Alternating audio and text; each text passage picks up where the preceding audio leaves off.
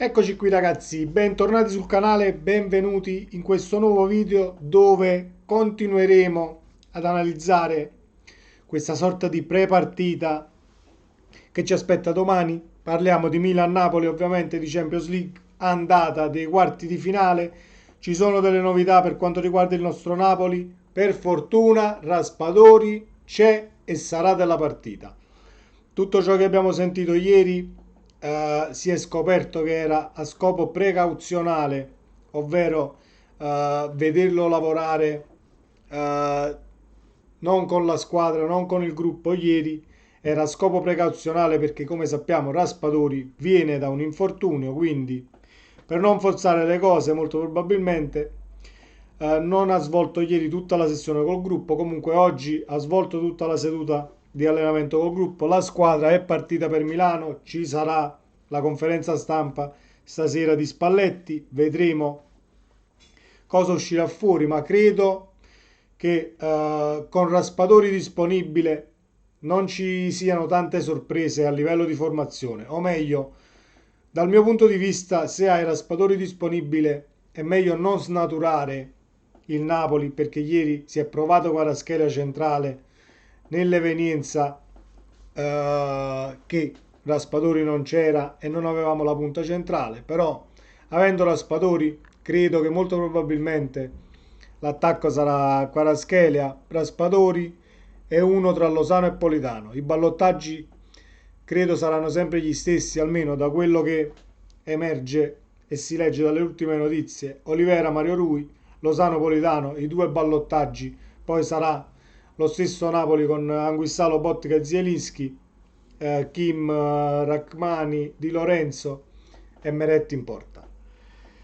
Detto questo, andiamo nel dettaglio ad analizzare un paio di situazioni che sono ovviamente il Raspadori ritrovato e che sarà della partita, ma c'è la tecola Simeone.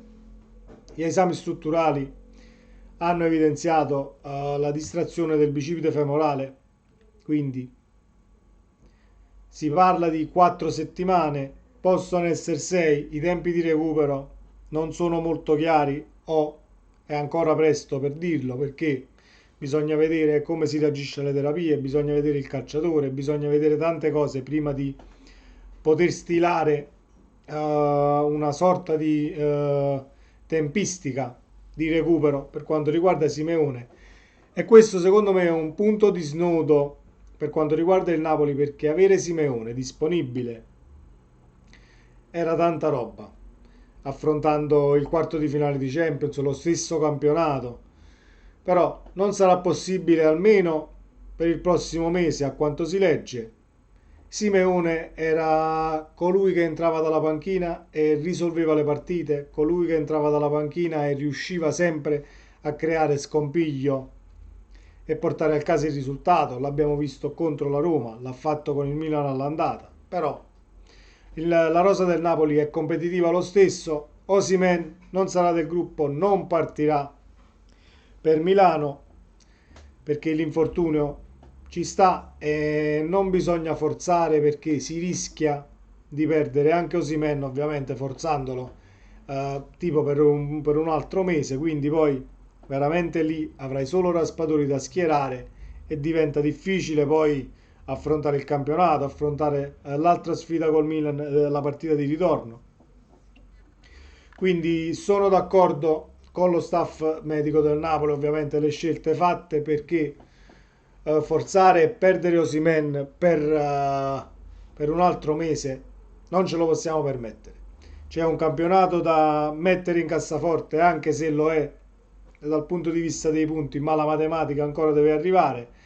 C'è una sfida Champions da onorare in primis e cercando di passare il turno, anche se abbiamo di fronte un grande Milan, abbiamo di fronte la storia, il blasone della società che tutti sanno, 8 Champions vinte mi sembra, i numeri parlano da soli, però è sempre il Milan e il Napoli, è lo stesso Napoli che ha dominato in Serie A e ha dominato anche in Champions perché abbiamo il miglior attacco della Champions se non erro, quindi da questo punto di vista sono molto positivo e poi secondo me dobbiamo smetterla nel rapportarci alla partita con il Milan in campionato, perché i riferimenti che si possono fare sono fini a loro stessi, in quanto la Serie A è una cosa e la Champions League ne è un'altra. A maggior ragione che il Napoli ha affrontato la partita con il Milan con 23 punti di vantaggio, quindi hai un approccio completamente diverso. La Champions dà stimoli a tutti, anche a chi entra dalla panchina o chi dovesse giocare titolare, che poi è stato in panchina finora. Parliamo per esempio di un Elmas, parliamo, che ne so, lo stesso Dombele per esempio potrebbe fare una prestazione diversa da quelle che abbiamo visto nelle ultime uscite. Quindi la Champions League dà molti stimoli superiori a quelli che ti può dare un campionato, soprattutto nel come è andato poi il campionato di Serie A quest'anno, perché Napoli-Milan al Maradona di un paio di settimane fa non sarebbe stata la stessa partita se il Milan si fosse presentato al Maradona con, che so, o 3 punti di vantaggio o 2 punti dietro. Sarebbe stata sicuramente un'altra partita. Il Napoli ha giocato con 23 punti di vantaggio, quindi a livello di motivazione ce n'era ben poca e abbiamo preso una scoppola meritata, perché è stata meritata la vittoria del Milan che alla fine ci ha succlassato in tutte le parti di gioco, uomo su uomo. Quindi onore al Milan per quella sfida, ma la sfida di domani sarà tutta un'altra partita. Lo ha detto Pioli, lo ripeto io perché sono d'accordo. È un'altra partita, siamo d'accordo che il Milan può giocare la stessa partita che ha giocato al Maradona, sicuramente. Sarà il Napoli a dover giocare diversamente a livello di motivazione ed a livello di rabbia agonistica, perché contro il Milan ehm, siamo stati sempre secondi sui palloni, non abbiamo aggredito come aggrediamo sempre. Domani sarà un'altra partita e sono convinto che il Napoli possa far bene anche senza Osimhen. Sicuramente non abbiamo l'uomo immagine, non abbiamo il capocannoniere del campionato, non abbiamo il miglior attaccante che abbiamo in rosa perché è infortunato, però da qui a dire che siamo inferiori senza Osimhen ce ne passa di acqua sotto i ponti, perché non credo che siamo inferiori al Milan nemmeno senza Osimhen. Quindi dobbiamo giocarci questa partita con la giusta concentrazione e con la giusta spensieratezza, perché poi possiamo incappare nell'errore di fare una prestazione sottotono perché andiamo a pesare troppo la partita. Quindi dobbiamo stare attenti da questo punto di vista. Vedremo poi Spalletti se dirà qualcosa in conferenza o se è tutto sotto controllo. Credo di sì. Per quanto riguarda Raspadori, ripeto, io credo che Spalletti schiererà la formazione tipo e non andrà a snaturare quelli che sono gli automatismi con i quali il Napoli ha incantato l'Europa e l'Italia. Ovviamente è un periodo sfortunato perché arrivare come ci è arrivato il Milan con tutta la rosa al completo sarebbe stato meglio, perché soprattutto a partite in corso, avendo tutti gli uomini disponibili, puoi giocarti qualche carta diversamente. Però la panchina del Napoli è lunga, è competitiva e possiamo tranquillamente dire la nostra. Mi è stata fatta una domanda già ieri, perché viste le condizioni dei calciatori e viste le mancanze che avrà il Napoli, ti accontenteresti del pareggio? Ni. Né sì né no.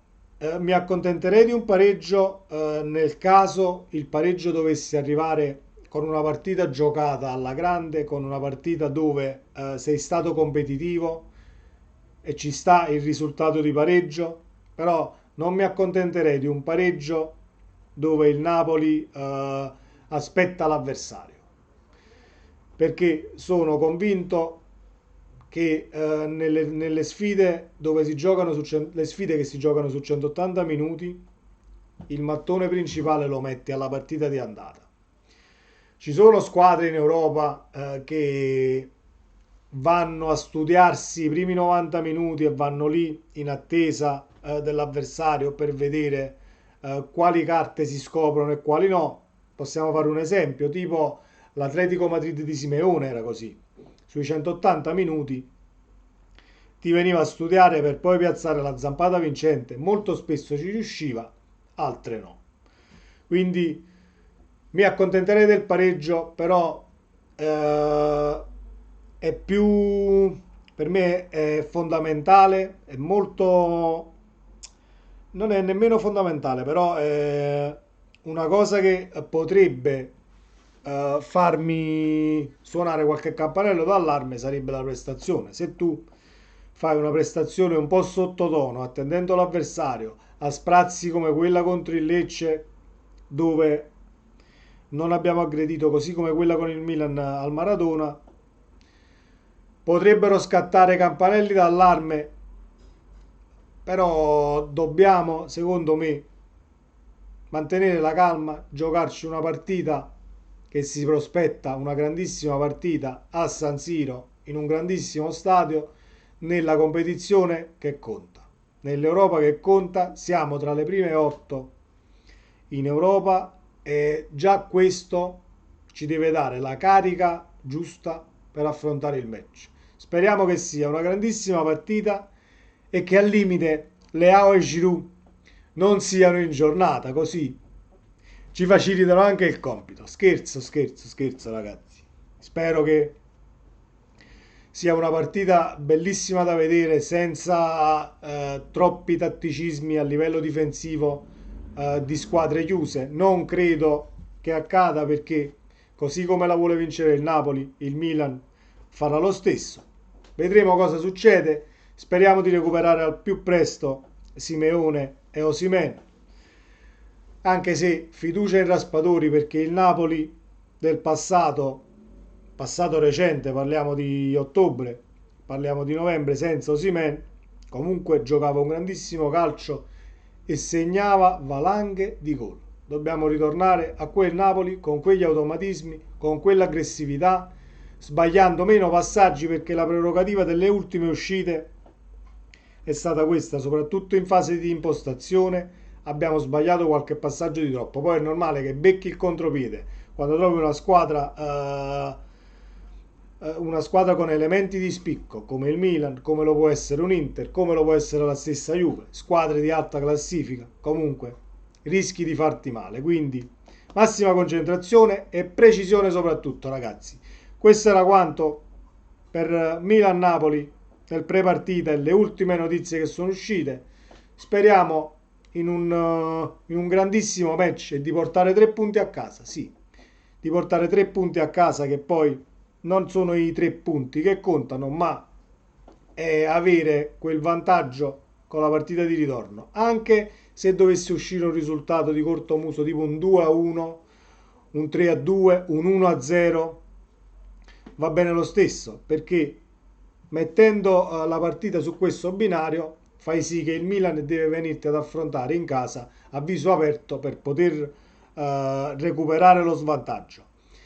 Diverso sarebbe il caso se il Milan vincesse la partita addirittura con un paio di gol di scarto, perché poi al Maradona diventerebbe difficile ribaltarla, perché il Milan si sa difendere soprattutto nelle ultime uscite. Non è lo stesso Milan, non è il Milan di gennaio, non è il Milan che ha avuto quella crisi. Tutte le squadre possono andare in crisi 15-20 giorni, un mese, però il Milan è completamente guarito dalla crisi. E non mettiamoci in testa, no, il Milan è scarso, ha fatto delle vittorie così, no. Il Milan ha la rosa per poter far bene e per poter arrivare alle semifinali, così come possiamo arrivarci noi. Detto questo, vi saluto, ragazzi, sempre Forza Napoli, ci vediamo nel prossimo video. Ciao!